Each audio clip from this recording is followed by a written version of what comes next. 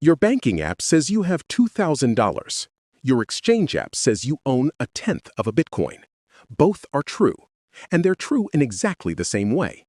Each one is a number in someone else's system, a claim the institution promises to honor when you ask. The dollars in your bank are not in your pocket.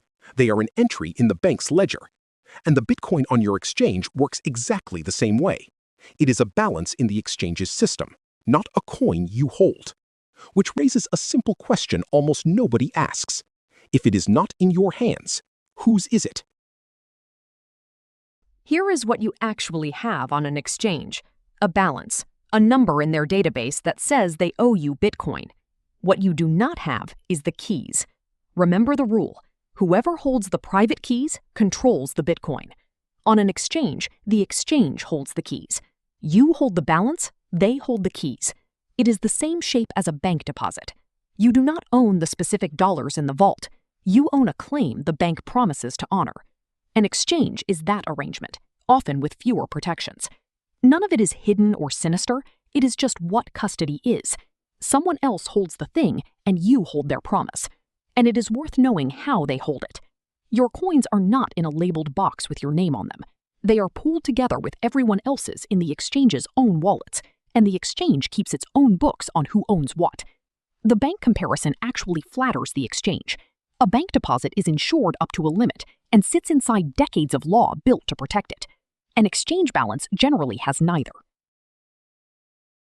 For most people, most of the time, the promise gets kept. The risk only becomes visible when it breaks.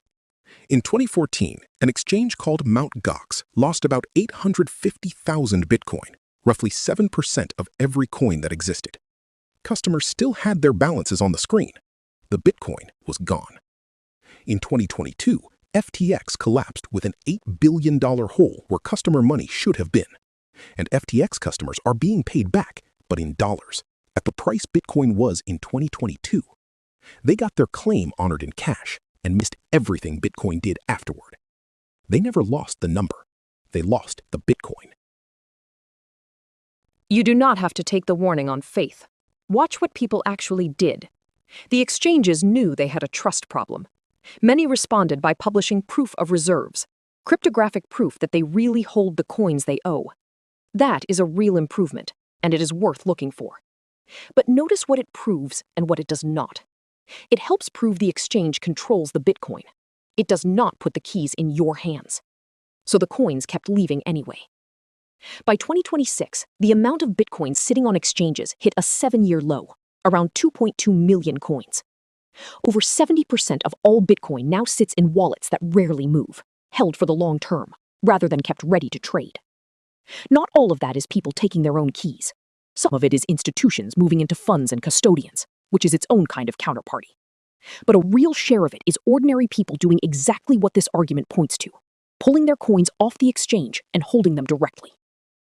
The market did not wait for new rules or a bailout. It moved first.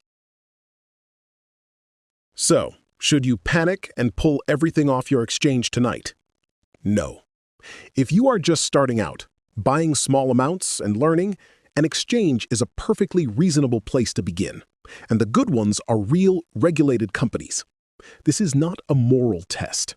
It is a risk management decision. And the real frame is not exchange versus hardware wallet. It is convenience versus counterparty risk.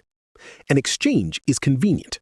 Someone else runs it, resets your password, handles the tech.